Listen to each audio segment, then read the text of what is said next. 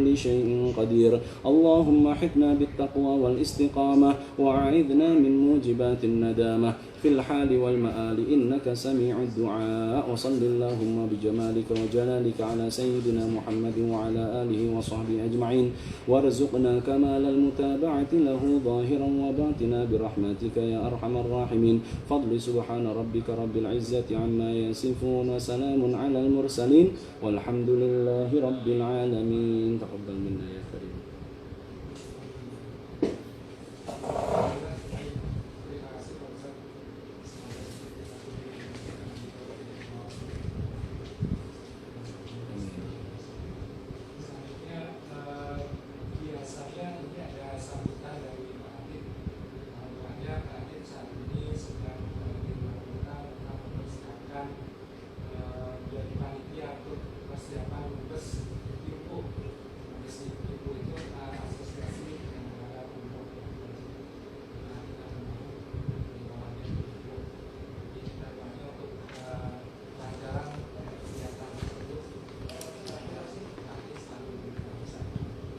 Amin ya rabbal alamin. Baik Bapak Ibu, sebelumnya masuk ke acara pertama yaitu tentang fikih sholat, hasil fikih sholat. Karena kemarin itu sudah masuk rukun sholat yang keempat, juga setelah ya Ustaz ya. Iya. Jadi acara kita mulai lagi fikih sholat tentang rukun sholat.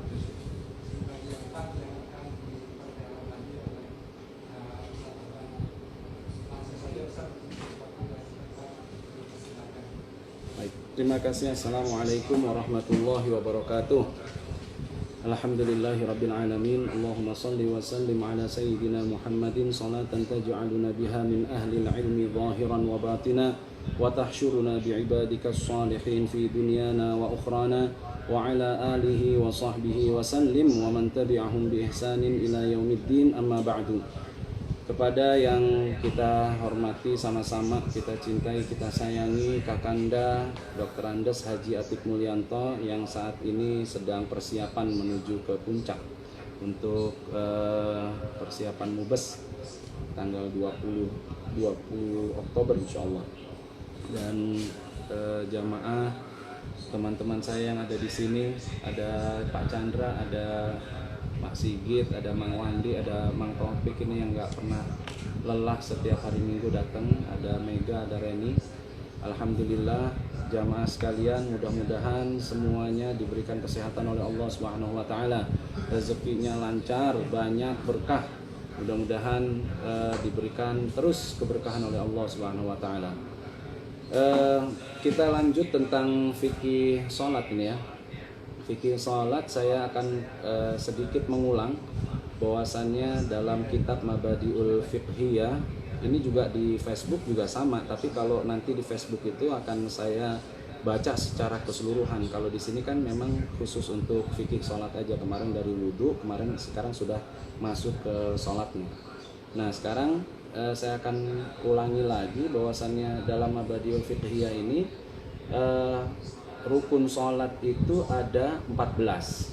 Saya bilang lagi di kitab Safinatun Najah ada yang beliau berkata, Syekh Salim Al-Hadrami bin Samir Al-Hadrami bilangnya ada 17. Dalam kitab Takrib ada 18. Nanti akan satu persatu ya. Yang pertama kemarin berdiri bagi orang yang mampu dalam sholat fardu. Ingat ya. Jadi ini adalah rukun yang pertama. Jadi berdiri dulu. Berdiri untuk sholat fardu. Kalau dalam sholat sunnah nggak masalah. Kalau dalam sholat sunnah mau dia duduk, mau dia sambil naik kendaraan silahkan. Tapi kalau untuk sholat fardu maka disyaratkan berdiri jika mampu. Kalau nggak bisa duduk, kalau nggak bisa tidur miring. Tidur miring nggak bisa berisyarat. Kalau nggak bisa lagi sudah meninggal dunia disolatin. Yang kedua adalah niat. Nah, ingat lagi, niat di sini harus berbarengan dengan pekerjaannya. Ingat ya, definisi dari niat itu adalah qasdus syai'i muqtaranan bil fi'li. Sengaja melakukan sesuatu berbarengan dengan pekerjaannya. Jadi Kalau dibilang usolli fardhul maghribi thalatha raka'atin, itu bukan niat, tapi talaffuzun niyah atau melafatkan niat. Dan itu para ulama mengatakan itu adalah sunnah. Karena apa? Karena dengan melafatkan niat tersebut akan bisa membantu kita di hati kita. Karena Rasulullah mengatakan an-niyatu hahuna. Yang namanya niat itu ada di hati kita. Makanya membantu hati untuk hadir melafatkan niat dalam hati kita ini sangat bagus. Jadi niatnya kapan? Pada saat bersamaan dengan takbiratul ihram, rukun yang ketiga. Rukun yang ketiga adalah takbiratul ihram. Jadi mulai Allah, dari saat alif Allah, dari lafaz Allah sampai ra-nya lafaz akbar, ucapkan. Ada 3 kalau dalam sholat fardu. Yang pertama sengajanya usollinya, yang kedua kefarduannya, yang ketiga adalah jenis sholatnya. Jadi usolli fardhul maghribi, itu ya, itu yang paling penting. Masalah rakaat dan lain sebagainya itu sudah nanti masuk ke sholat maghrib ya pasti 3 gitu ya. Jadi ada 3 tuh untuk sholat fardu, menyengajanya atau usollinya, yang kemudian kefarduannya, yang ketiga adalah jenis sholatnya. Makanya kalau di lafadznya misalnya sholat duhur, usolli fardhu duhri, padahal dia sholat asar, di hatinya sholat asar, maka nggak masalah. Itu yang dianggap bahasanya dia sholat asar karena niatnya sholat asar. Nah, kemarin sudah jelas setelah takbiratul ihram membaca doa iftitah. Nah, rukun yang keempat adalah membaca suratul Fatihah. Yang kemarin saya bilang bahwasanya suratul Fatihah ini adalah modal. Ini saya sudah tawarkan ke jamaah, baru Buru Minah aja nih yang sudah setoran ya, Buru Minah nih, alhamdulillah. Dan sudah mohon maaf bukan saya menggurui, tapi sudah saya benahi dan alhamdulillah sudah benar tuh tentang alnya, haknya, panjang pendeknya, iyanya. Kemarin tuh sedikit nggak apa-apa cerita Bu Ruminah ya. Itu Bu Ruminah awalnya tuh kalau baca iyaka tapi iyaka nggak ada tasydidnya, tapi alhamdulillah sudah dibenerin. Jadi saya lagi-lagi kepada jamaah yang pengen membenahi suratul Fatihah, ini silahkan untuk japri aja, pakai voice message nanti ke saya, nanti biar saya benahi per satu ayat apa-apa melalui jarak jauh yang sekarang udah canggih ya nggak apa-apa. Karena apa? Kata Rasulullah, la sholata liman la yaqra'u suratul Fatihah. Tidak ada, ini ada 2 pendapatnya, tidak ada, atau yang paling kuat adalah yang pertama, tidak ada sholat yang sah kalau tidak membaca suratul Fatihah. Makanya benar-benar harus dibenahi, karena itu adalah modal dalam, kalau yang bacaan lain dalam sholat itu, kalau bacaan lain, kalau baca surat setelah baca suratul Fatihah kemudian baca doa di ruku, di i'tidal, itu adalah semuanya sunnah ya. Jadi rukun yang keempat adalah baca suratul Fatihah.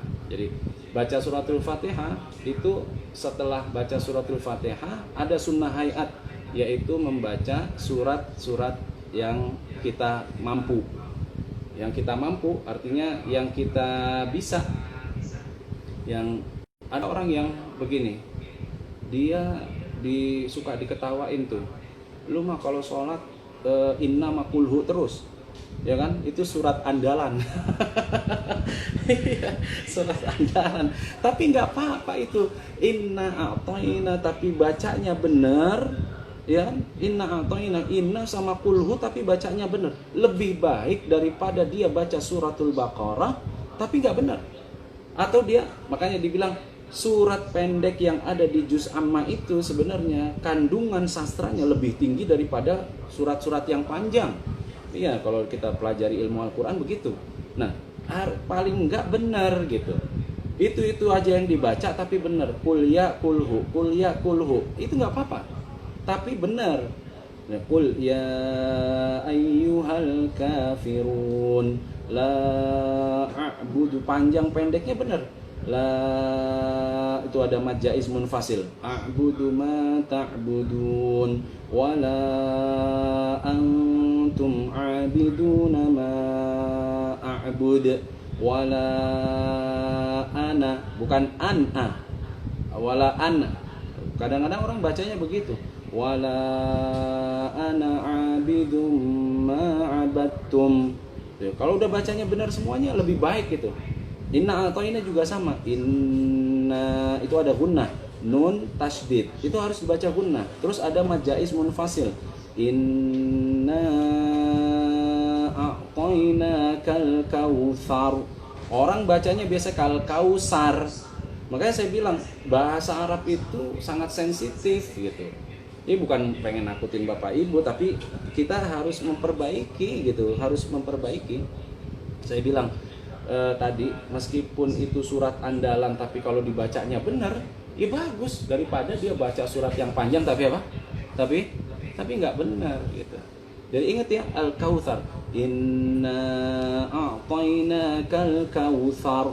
Kautsar itu artinya dari kathara, kaf, tha sama ra. Artinya banyak. Makanya kalau diterjemah itu diterjemah Kementerian Agama, inna sesungguhnya kami wahai Muhammad a'tainaka sudah memberikan kepadamu al-kautsar, kebaikan yang sangat banyak.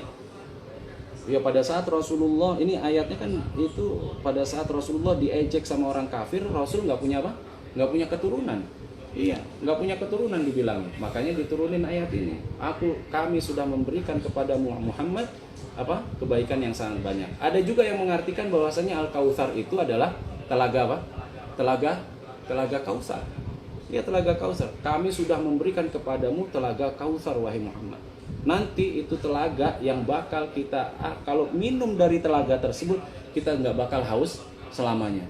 Selama kita waktu haus itu sejak mulai sakaratul maut tuh. Dari mulai sakaratul maut sudah haus.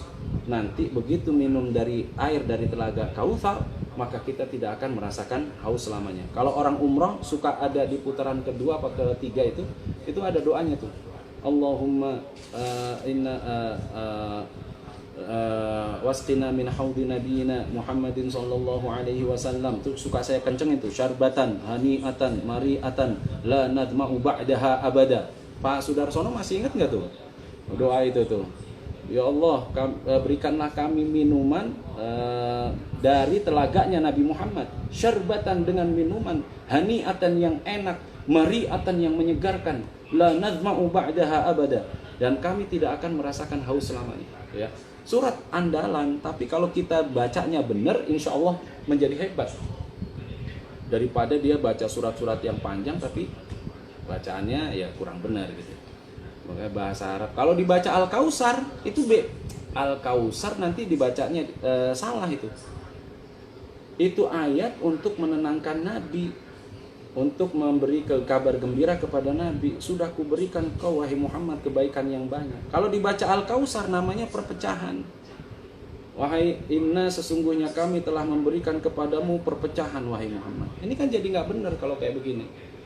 Fasalli li rabbika wanhar. Fasalli li rabbika, pendek, bukan fasalli li rabbika, bukan gitu. Kan kalau di SD waktu mau mau pulang suka baca itu, tapi bacanya ya mohon maaf itu bacaan anak-anak yang nggak dikontrol sama guru-gurunya biasanya. Inna a'tainakal kautsar fasalli li rabbika, padahal itu pendek. Fasalli li rabbika. Apa emang bedanya kalau panjang sama pendek? Bapak Ibu yang dimuliakan Allah, kalau dia pendek itu perintah kepada laki-laki. Ya. Fasalli, maka salatlah wahai engkau Muhammad. Li rabbika wanhar. Ya, li rabbika kepada Tuhanmu wanhar dan sembelihlah. Tapi kalau dibaca panjang itu perintahnya jadi kepada perempuan. Jadi nanti menganggap Nabi Muhammad adalah perempuan. Fasalli li rabbika. Jadi salatlah engkau wahai Muhammad perempuan. Li rabbika, ini jadi keliru. Inna syani'aka huwal abtar. Inna syani'aka, sya harus sinnya sin besar. Bukan sin apa? Bukan sin kecil. Kalau sin kecil jadi keliru lagi. Inna syani'aka huwal abtar. Inna syani'aka, orang yang memusuhimu lah yang abtar, yang tidak punya atau terputus amal kebaikannya. Itu yang keempat Bapak Ibu, baca suratul Fatihah, ini yang rukunnya. Kemudian setelah itu baca surat yang kita mampu. Kalau anak pondok yang penting ngikutin Nabi, faqra'u ma tayassara minal Qur'an. Baca yang kau bisa dari Al-Qur'an. Makanya kalau santri itu suka begitu. diakalin juga gitu. Dia Bismillah waladdallin amin alif lam mim. Udah satu ayat. Udah boleh tuh, boleh. Satu ayat doang. Itu biasanya kalau pas tarawih dipakai yang begitu supaya nggak lama-lama gitu ya. Makanya Rasulullah memang katakan setelah baca suratul Fatihah, faqra'u ma tayassara minal Qur'an, bacalah dari yang kalian bisa dari Al-Qur'an. Saya ingetin lagi, surat pendek yang sempurna dibaca satu surat itu lebih baik daripada pecahan-pecahan surat yang tidak satu sempurna. Soal Al-Baqarah dibaca cuma 2 ayat, dibandingkan Al-Kautsar tapi satu surat itu lebih baik daripada yang pendek, yang panjang tapi pecahan dari ayat-ayat. Baik, yang kelima adalah ruku. Nah, ruku ini sama, ada 4 perkara yang kita ngangkat tangan, ya. 4 perkara yang kita ngangkat tangan. Yang pertama pada saat takbiratul ihram, Allahu Akbar, itu ya pertama. Yang kedua pada saat ruku, ini rukun yang kelima, Allahu Akbar, ya. Nah, ruku Bapak Ibu ini nggak bisa kelihatan langsung sih, jadi nggak bisa saya jelasin, saya praktekin. Ada orang yang pengen pengen khusyuk, itu ruku itu sampai naruh tangannya tuh di mata kaki, sampai bawah bener itu. sampai ya Allah, udah mentang-mentang jago senam gitu ya, badannya agak kurus, sampai ke bawah. Nggak begitu. Ruku itu tangan ditaruh di lutut, di dengkul, ya, tangannya di dengkul, bukan di betis, bukan di mata kaki, bukan deh. Nah, kata Rasulullah lagi, kata sahabat-sahabat Rasul, kalau ruku badannya nih ya, punggungnya itu lurus benar, lurus. Jadi apa? Jadi lurus benar. Yang berikutnya, falam yusawwibhu walam yunaqqishu.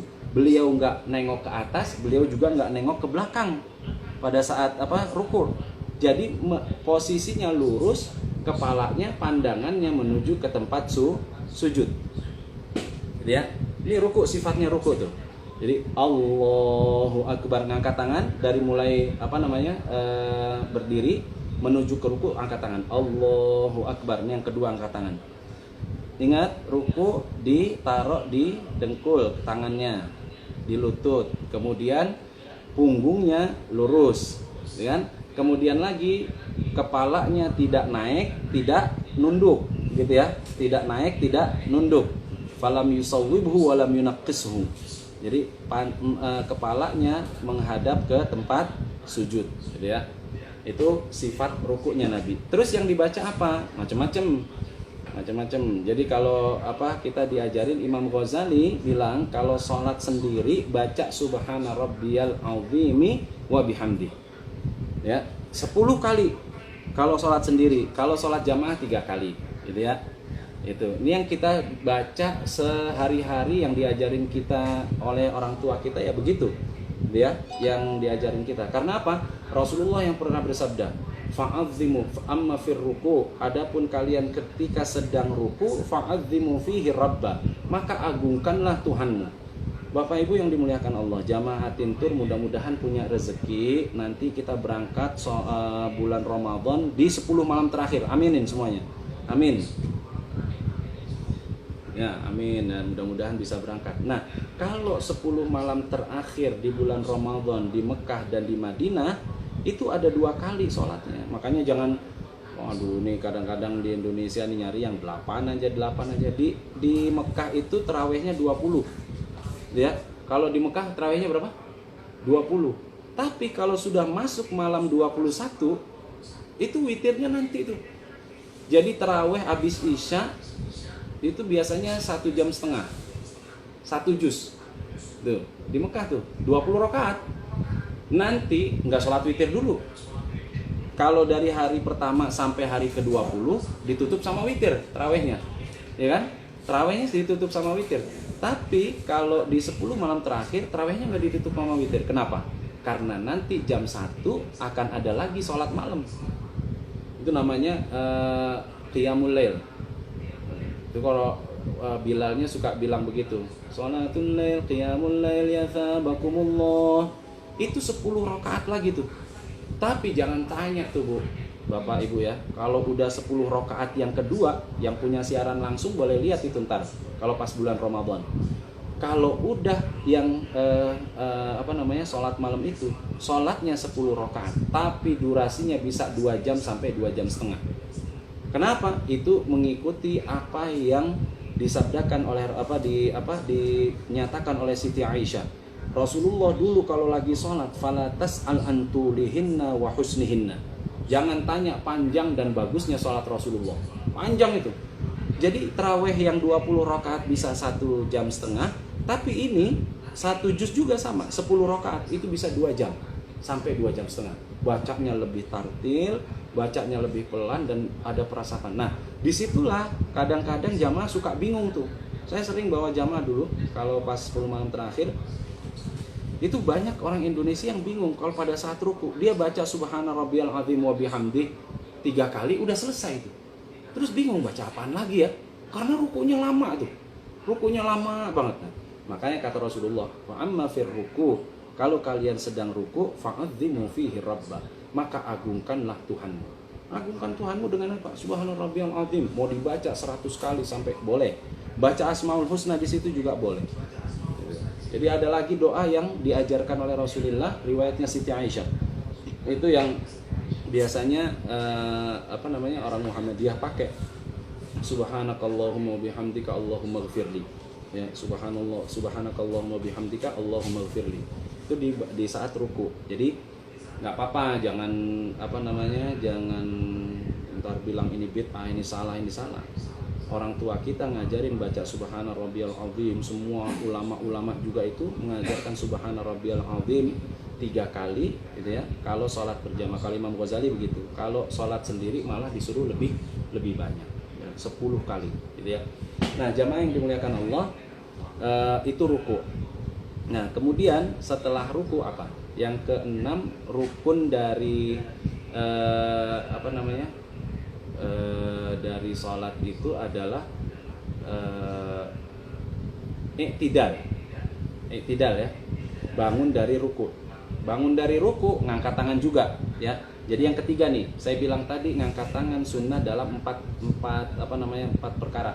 Pada saat takbiratul ihram, pada saat mau ruku takbir lagi, yang ketiga saat bangun dari ruku, yaitu i'tidal, berdiri. Apa yang dibaca di situ? Sami Allahu liman hamidah. Ini bacaan yang jarang diperhatikan sama jamaah. Mas saya sering tanya, udah sholat berapa puluh tahun, tapi Sami Allahu liman hamidah nggak ada yang jarang yang tahu artinya. Coba, saya dari umur 10 tahun Pak sholat Pak, arti Sami Allahu liman hamidah kagak tahu juga. Sami Allahu liman hamidah artinya semoga Allah sami'a, mendengar, liman bagi orang, hamidahu yang memujinya.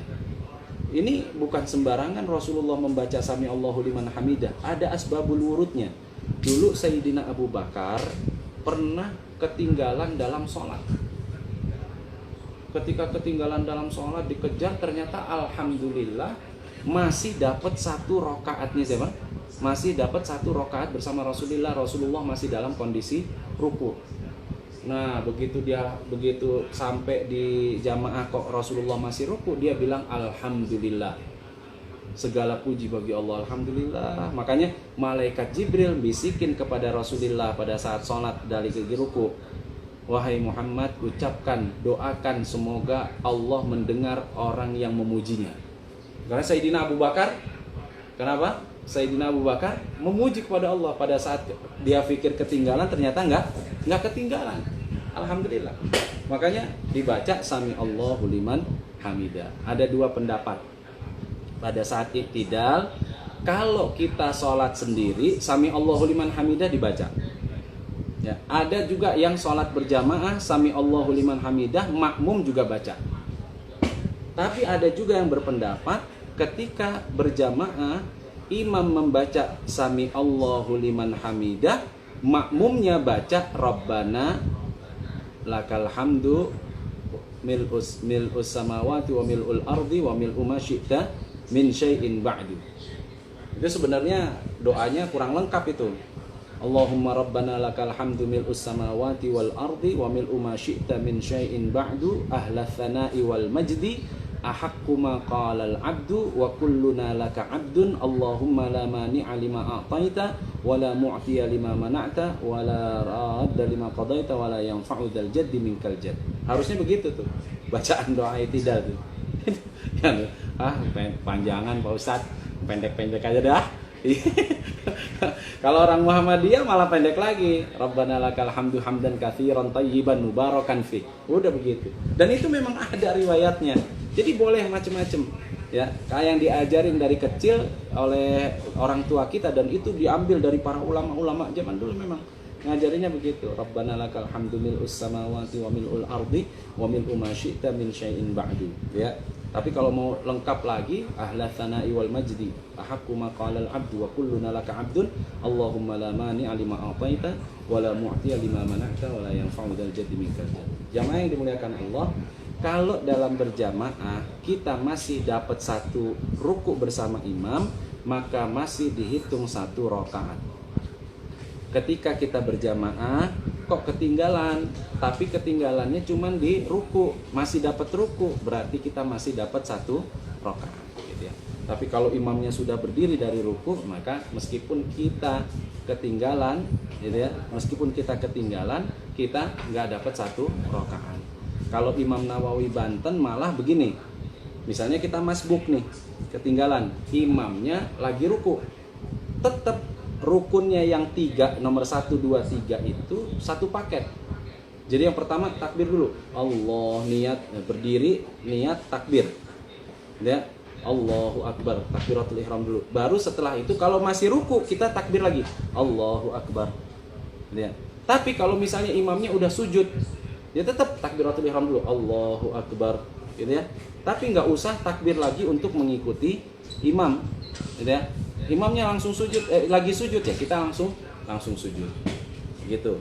Jadi imamnya i'tidal, ya sudah Allahu Akbar, lepasin, udah tinggal kayak i'tidal seperti ngikutin imam. Tapi kalau ikut imam berjamaah dengan imam dapat di i'tidalnya, sudah nggak dapat satu rakaat. Nah itu rukun yang ke-6 ya. Rukun yang ke-6 adalah itu.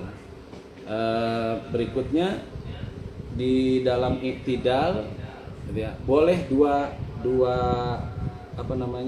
gerakan. Ada yang seperti biasa, diri biasa begitu.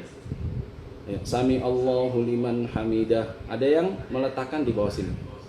Nah, kalau berjamaah pada saat imam Sami Allahu liman hamidah, ada yang berpendapat makmum tidak usah baca Sami Allahu liman hamidah, tapi langsung baca Rabbana lakal hamdu mil'us samawati wa mil'u ma terus dan seterusnya. Itu karena begitu. Jadi imamnya baca semoga Allah mendengar orang yang memujinya, lalu jamaahnya menyambut Rabbana lakal hamdu ya Allah, bagi engkaulah segala puji. Mil'us samawati yang memenuhi dari langit dan bumi, wal ardi wa mil'u ma syi'ta, dan memenuhi apa yang kau kehendaki, min syai'in dari segala apapun, ba'du setelah langit dan bumi yang enggak kelihatan gitu ya. Jadi jamaah yang dimuliakan Allah ada dua macam tuh ya. Ada dua macam. Yang pertama, kalau imam baca Sami Allahu liman hamidah, makmum juga baca Sami Allahu liman hamidah. Yang kedua, ada juga makmum tidak usah membaca Sami Allahu liman hamidah, tapi langsung membaca Rabbana lakal hamdu mil'us samawati wa mil'ul ardi dan seterusnya. Tuh yang yang kedua, meletakkan tangan, ngangkat, kemudian ada yang biasa ditaruh seperti biasa, ada yang meletakkannya di seperti sedekap pada saat takbiratul ihram. Ya, ada dua macam. Jangan dipertentangkan. Udah, itu mah ada dua, boleh dua-duanya. Silahkan mau milih yang mana. Kalau milih yang diajarin orang tua dari kecil nggak usah sedekap, ya nggak masalah. Ada yang sedekap itu juga ada sunnahnya. Kan guru Rasulullah kalau dalam kondisi berdiri selalu mengangkat tangannya atau meletakkan tangannya di atas. Makanya boleh. Nah, rukun yang ke-6 adalah itu tadi i'tidal. Yang ke-7 adalah sujud. Yang ke-7 adalah sujud. Jadi sujud ini Bapak Ibu ada berapa anggotanya? Ada 7 anggotanya itu. Sujud itu anggotanya ada berapa? Ada 7. Ya. Yang pertama, ingat ya. Yang pertama, diingetin. Yang pertama jidat sama hidung. Ya, jidat sama hidung. Ini satu anggota ini. Jidat sama hidung. Makanya tergantung hidungnya. Kalau hidungnya agak panjang, biasanya itemnya di sini nih. Orang yang sering sujud, itemnya di sini. Kalau hidungnya panjang. Nah, kalau hidungnya agak melesak, ini itemnya di sini. Itu. Jadi tinggal lihat aja itu. Tinggal lihat. Jadi kalau hidungnya panjang, karena udah baru begini udah nempel tuh ke bumi. Nah, biasanya sampai di sini nih. Nah, kalau hidungnya agak minimalis ya, mohon maaf, itu itemnya agak di tengah sini gitu. Jadi sujud yang pertama jidat dengan hidung. 1, anggotanya ada 7. Yang kedua 2 tangan, telapak tangan, ya. Telapak tangan begini diangkat. Semuanya menghadap ke kiblat. Rasulullah melarang tidak mencengkram, tidak juga menggenggam. Pada saat sujud semuanya menghadap ke arah kiblat. Kemudian keteknya diangkat. Ini nggak peduli perempuan juga sama. Ada yang bilang kalau perempuan agak dikempit gini Pak. Iya, itu kalau zaman dulu nggak ada itu Rasulullah. Ini yang perempuan begini, buat laki-laki begini. Apalagi sekarang sudah ada penyanggahnya kan, jadi nggak kemana-mana. Nggak usah dikempit-kempit juga udah ada apa? Udah ada penyanggahnya. Jadi ya nggak masalah kan gitu. Nah itu ya. Jadi 1, 2, 3. Saya bilang ada 7. Ini Rasulullah yang bilang 7. Ya, harus diangkat. Kata dulu sampai kata sahabat Rasul kalau lagi sujud itu apa? Sampai kelihatan warna putih keteknya. Kalau Chandra keteknya warna apa tuh? Agak belang-belang dikit dah. Karena pakai bedak bebe Harum Sari. Ya, jadi ya sampai kelihatan begini ya, sejajar dengan wajah. Sejajar dengan apa? Dengan wajah. Bukan di bawah begini sujudnya tuh ya. Bukan, tapi sejajar dengan wajah. Tapi nanti kalau berjamaah ya juga jangan berlebihan sampai kayak orang diangkat begitu. Kata Ustadz harus diangkat. Wah, yang sampingnya merasa keganggu juga. Jangan begitu ya, diangkat sedikit sampai nggak boleh kata Rasulullah sujud seperti unta lagi duduk. Nah, unta lagi duduk itu naruh bagian telapaknya ini ya di tanah gitu kayak orang males gitu ya, gini nggak boleh. Jadi sujud tangan menghadap ke kiblat sejajar dengan kepala, kemudian tidak mencengkram juga tidak menggenggam ya. Itu yang ketiga. Jadi 1 jidat dengan hidung, 2 telapak tangan, yang keempat dan kelima dengkul. Ya. Nah, dengkul ini pada saat dari i'tidal itu boleh mau dengkul dulu, mau tangan dulu boleh. Karena itu biasanya tergantung gitu. Hadisnya sama, dua-duanya sahih. Dua-duanya sahih dan kuat periwayatannya. Mau dengkul dulu, mau apa dulu? Mau tangan dulu. Tapi biasanya kalau yang dengkul dulu tuh anak-anak muda tuh. Yang masih muda, yang masih tulangnya masih bagus, itu dengkul dulu. Nah, kalau udah emak-emak yang udah 56 tahun ke atas biasanya tuh apa dulu? Tangan dulu. Tapi teman saya Chandra juga biar masih muda tapi kena tepos. Jadi tangan dulu itu dia. Tangan dulu dia. Aduh, karena apa? Dengkulnya udah agak-agak sakit, asam urat. Nggak apa-apa itu, mau dengkul dulu, mau tangan dulu silahkan. Jadi 1 jidat dengan hidung, 2, 3 telapak tangan, 4, 5 dengkul kanan dan dengkul kiri, 6, 7 semua kaki, jari-jari kaki ya, semua jari-jari kaki dan kanan dan kiri ya.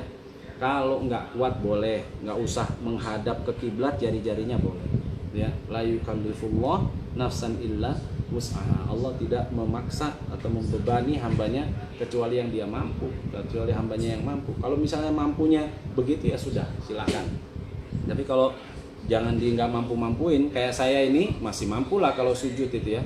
Tapi kalau nanti duduk iftirash itu untuk diriin jari begini aja tuh udah nggak kuat tuh saya tuh.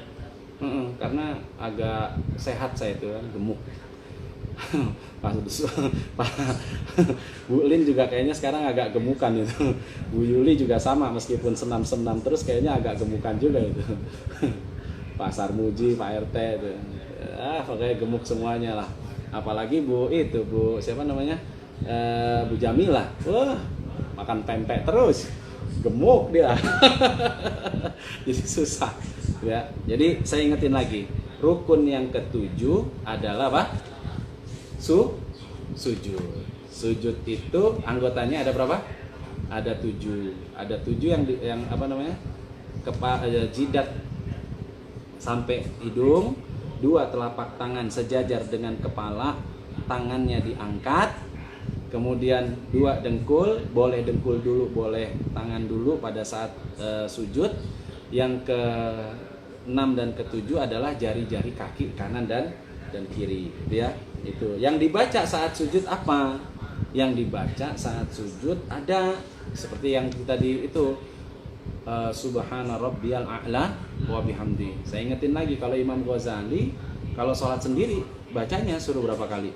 10 kali. Tapi kalau berjamaah beda, jangan keenakan sendiri, 3 kali aja gitu ya. Nah, ada doa sebenarnya tambahan gitu ya. Karena Rasulullah Shallallahu alaihi wasallam dalam sujud beliau bersabda demikian, wa amma fis sujud fa aktsiru fihi du'a. Pada saat sujud maka perbanyaklah doa di situ. Sayyidina Abu Bakar pernah nanya sama Rasulullah, Rasul ajarkan saya doa di dalam sholat. Itu bagus kalau dibaca di dalam sholat pada saat sujud. Allahumma inni zalamtu nafsi dzulman katsiran wa la yaghfiru dzunuba illa anta faghfir li maghfiratan min indika warhamni innaka antal ghafurur rahim. Ya, kemarin sudah dibahas sama Gus Faisal. Ada yang tanya, Pak Ustadz, kalau misalnya sujud kita doanya pakai bahasa Indonesia, pakai bahasa Jawa, boleh nggak? Nggak ada satu ulama pun yang sampai saat ini berani yang menjawab boleh. Kalau selain bahasa Arab, yang diperbolehkan untuk berdoa adalah di dalam hati. Makanya Rasulullah bilang, pada saat sujud kalian banyaklah doa. Makanya lamanya itu bukan di sujud terakhir aja sebenarnya. Dari mulai sujud pertama sampai akhir harusnya doanya lama. Kalau kita bisa doa yang yang bahasa Arab, bagus, didoain di situ. Rabbighfirli wa liwalidayya warhamni warhamhuma kama rabbayani shaghira. Baca apalagi, Rabbana zalamna anfusana wa illam taghfir lana wa tarhamna lanakunanna minal khasirin. Kalau lagi butuh, ya Allah, tuh butuh tanah sebelah mau dibeli gitu ya, itu boleh itu minta sama Allah pada saat sujud, tapi di dalam apa? Dalam hati, ya Allah, HP udah jelek, udah ngeheng mulu, ya Allah, gitu. Gak apa-apa, dan itu boleh-boleh saja. Berdoa itu saya udah sering sampein. Pada saat umrah itu saya udah sering sampein. Berdoa minta dari permintaan yang terkecil sampai permintaan yang terbesar.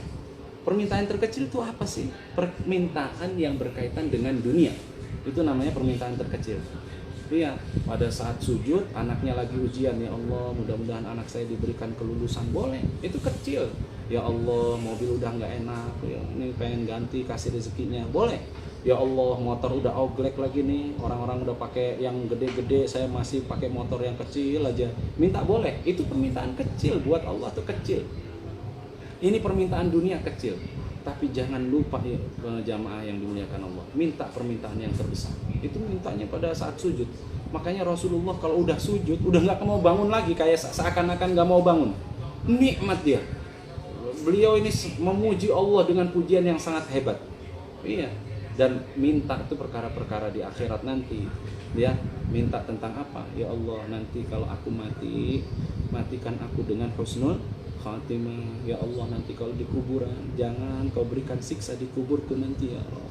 lapangkan kuburku, berikan cahaya di kuburku, temani aku dengan amalan-amalan yang telah aku lakukan di dunia ini ya Allah. Jangan biarkan aku sendiri, jadikan kuburku taman di antara taman-taman surga ya Allah. Jangan kau berikan siksa dari mungkar dan nakir, mudahkan aku dalam menjawab pertanyaan. Itu yang harus diminta, itu permintaan terbesar ya Allah. Nanti pada saat menjawab pertanyaan-pertanyaan Tuhanku pada saat di padang mahsyar, selamatkan aku ya Allah. Berikan aku naungan pada saat tidak ada naungan kecuali naunganmu ya Allah. Pada saat nanti ditimbang amal kebaikanku, berikanlah ya Allah aku dengan menerima dengan tangan kananku, supaya aku menjadi orang-orang yang beruntung. Allahumma ya Rabbana, pada saat menyembangi jembatan Siratal Mustaqim, aku, suamiku, keluargaku, anak-anakku semuanya ya Allah selamatkan ya Allah, selamatkan. Gitu mintanya. Ini permintaan terbesar, ini yang jarang kita minta. Nanti kita kalau bakal mati, kita ini bakal mati. Nah di sujud inilah kata Rasulullah, sedekat-dekatnya hamba dengan Allah pada saat sujud. Maka kita minta yang terbesar, gitu ya, minta diselamatin. Ya Allah, saya dulu pernah memang banyak dosa, tapi Engkau adalah Maha Pemurah ya Rabb. Engkau ya Allah, saya sudah tua, udah nggak bisa ngaji Quran, tapi rahmatmu maha luas. Engkau jangan marah sama saya ya Allah. Rahmatmu lebih luas daripada murkamu, rahmatmu lebih dulu daripada murkamu.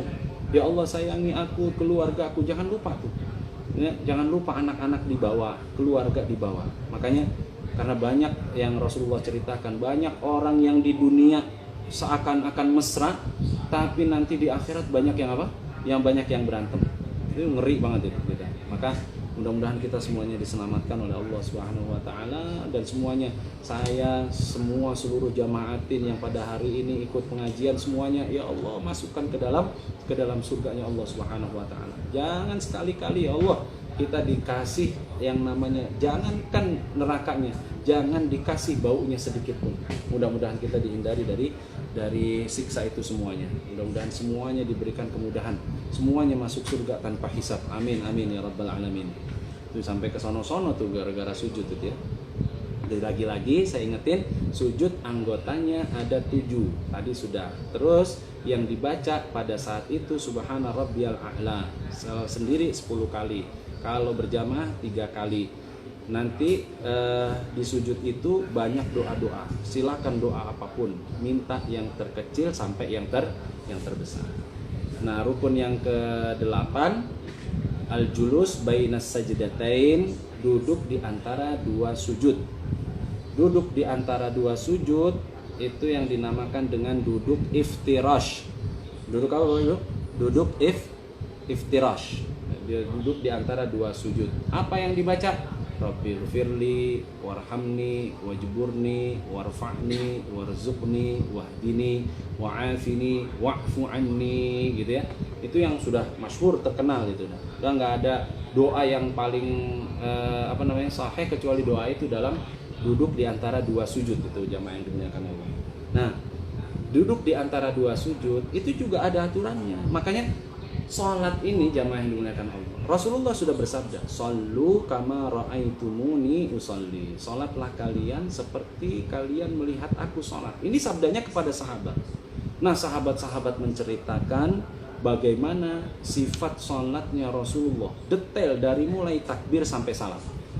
Pada saat duduk iftirash, kata para sahabat, Rasulullah meletakkan tangannya itu di atas dengkulnya,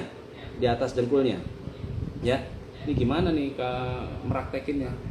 Susah saya kalau meraktekinnya, nggak bisa ini. Gimana menggigit? Chan, nggak bisa kan, nggak kelihatan. Masa saya angkat dengkul saya gitu? Nih kelihatan ya? Kelihatan dikit ya? Ini misalnya gini ya. Jadi nggak di bawah banget, tapi di atas begini, sejajar jari-jarinya ya. Ya, dah. Itu duduk di antara 2 sujud, ya. Tangannya berada di atas paha, persis ujungnya sejajar dengan dengkul. Duduknya di atas duduknya di atas kaki yang sebelah kiri. Terus jari-jarinya menghadap ke kiblat. Nah, Tapi kalau misalnya nggak bisa menghadap ke kiblat, ya itu saya bilang tadi, kayak saya udah kesulitan nih, udah kaku semuanya jarinya, boleh kakinya atau jari-jarinya nggak menghadap ke kiblat, ya. Itu yang pertama. Yang ke berapa tadi? Rukun yang ke berapa? Yang ke 8 ya. Yang ke 8 duduk di antara dua sujud. Kemudian yang ke 9, ini ada 14, mungkin akan saya tuntaskan, atau kalau nggak sempat ini udah jam 9:12, nanti sampai jam 9:20 aja saya udah akhirin nanti ya. Yang ke 9 ini yang membedakan dengan di Safinatun Najah dengan takrib ini. Di 9 di sini digabungin semuanya. 9, rukun yang ke-9 at-tumakninatu fil kulli. Tumakninah di setiap gerakan, ya. Di setiap gerakan tuh di mana? Di ruku, di i'tidal, di sujud, dan di duduk di antara dua sujud. Udah 4 tuh sebenarnya tuh. Jadi yang pertama diri bagi yang mampu dalam sholat fardu. Yang kedua niat. Yang ketiga takbiratul ihram. Yang keempat baca surat Al-Fatihah. Yang kelima ruku. Yang keenam harusnya tumakninah. Tumakninah itu apa? Tumakninah itu sampai benar-benar ruku sempurna. Kalau ulama mengatakan termasuknya Imam Nawawi Banten bilangnya kadarnya membaca subhanallah, ruku subhanallah. Udah benar-benar ruku baru bangun. I'tidal. Harus tumakninah habis i'tidal tuh. Sami Allahu liman hamidah sampai benar-benar berdiri. Kadarnya apa tadi? Baca subhanallah, subhanallah. Terus sujud nggak boleh langsung habis sujud langsung mental lagi, nggak boleh. Sujud sampai sempurna sujudnya sekadar membaca subhanallah. Tapi subhanallah yang normal, bukan subhanallah, bukan begitu. Subhanallah. Itu agak ada tumakninahnya. Kemudian bangun dari sujud, duduk di antara dua sujud yang dinamakan dengan duduk iftirash, itu juga ada tumakninahnya, ya. Jadi 4 itu, tumakninah dalam ruku, tumakninah dalam i'tidal, tumakninah dalam sujud, tumakninah di duduk di antara dua sujud. Itu yang ke-9. Yang ke-9 tumakninah. Kalau nggak ada tumakninah nggak sah sholat. Dulu ada sahabat sholatnya cepat, begini, Allahu Akbar, Allahu Akbar, Allahu Akbar gitu. Begitu selesai kata Rasulullah, sini. Apa? Kata Rasulullah, ulangi, kamu belum sholat. Kamu tuh belum sholat, ulangi lagi gitu. Diulangin lagi, bacanya begitu. Kayak tetangganya Pak Sudarsono di Jawa Timur itu. Bismillahirrahmanirrahim. Amin. Allahu Akbar, Allahu Akbar. Itu nenek-nenek mukanya pada melorot semua gitu. Masa sholat terawih 2 rakaat. Pak Sudarsono ada ya di daerah mana tuh, Jawa Timur, Pak? Pak nggak ada suaranya saya, Pak Sudarsono ini. Ada di Jawa Timur tuh. Allahu Akbar, Allahu Akbar. Saya lihat ada videonya itu. Sami Allahu Akbar, Allahu Akbar, Allahu Akbar, Allahu Akbar. Amin. Allahu Akbar. Aduh, Bu Endang kalau ikut sholat itu Bu Endang. Itu melorot itu. Kenanya pada melorot itu. Iya, Guru Minah juga coba. Kasihan. Ya. Jadi nggak boleh, nggak sah. Kalau nggak ada tumakninah itu artinya tenang.